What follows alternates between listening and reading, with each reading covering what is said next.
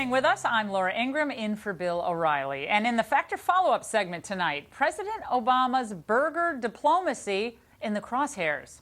While President Obama dined with the Russian president on hamburgers and shared French fries, the feds were moving in on Russian spies operating in the United States and trying to steal our secrets.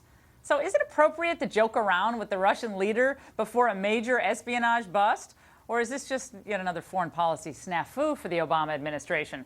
Joining us now, two liberal radio talk show hosts from L.A., Leslie Marshall, a Fox News contributor, and from Las Vegas, Mark Levine. It's great to see you both. I want to start first with Mark, who's in Las Vegas, because Mark, I laughed, okay, because I love Russia. I love all things Russian. I have a Russian son.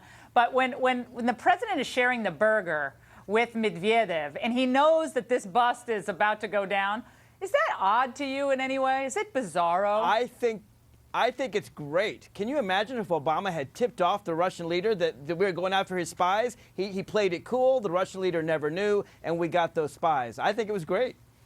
But don't you think, Leslie, though, to describe this as Gibbs did, as just, well, this is a law enforcement matter, you know, obviously there are a lot of law enforcement matters out there. I mean, would you just describe it as a law enforcement matter when we have Russians operating inside the United States as unregistered foreign agents?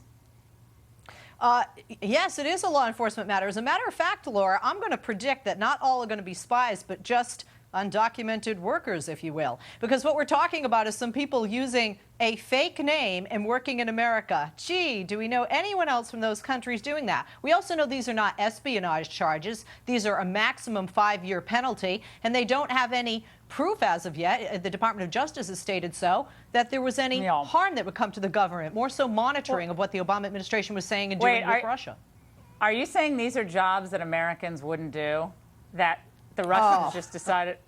Okay. Laura, how many times do you or Rush slam the Obama administration? I know you're not a spy. Come on. I'm just saying I think this is hilarious because I happen to follow Russian politics pretty closely, okay? And there is a great concern inside the former Soviet Union that the newly reconstituted KGB, it's now a different name, it sounds a little nicer than the KGB, that now it's kind of moving backwards, and there's an encroachment on free speech and encroachment on political association and dissent. And I didn't hear the president, at least publicly, raise any questions about that law that's working its way through the Duma right now. Mark, you can comment.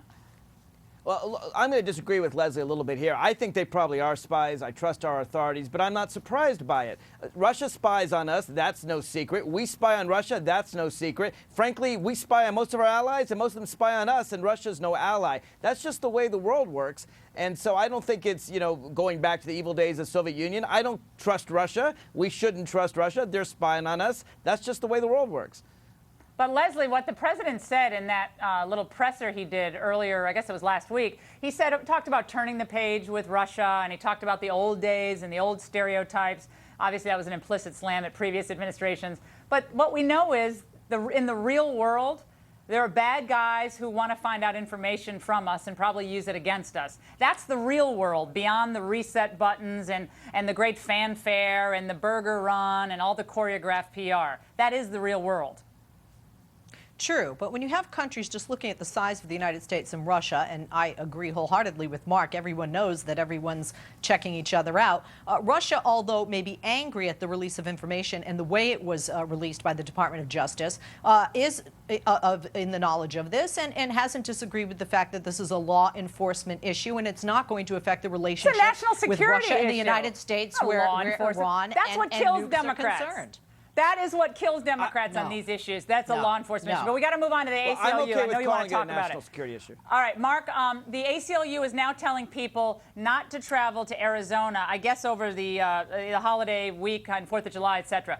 It turns out the law, though, isn't even in effect yet. The immigration enforcement law, Arizona's law. I think the ACLU is overstepping it here a little bit, looking a little paranoid. It's a little premature, but I think it's very important what the ACLU is doing. I mean, certainly a month from now, if this law goes into effect, all kinds of Latino American citizens may be in danger. And I think what they're doing is they're putting on the website telling people, absolutely. Look, how are they in Laura, danger if they're legally in the United States? They're in danger of being stopped. How are they in danger? I'll explain. SB 1070, the Arizona law says if you're not carrying an Arizona driver's license, you can be stopped, you can be arrested. Let's say you're from New Mexico or Utah or Nevada or any of the other 15 states that don't require you to be a citizen in order to have a driver's license. I don't have an Arizona driver's license. Luckily for me, I don't look Latino, but if I go to Arizona without a driver's license, they can stop me.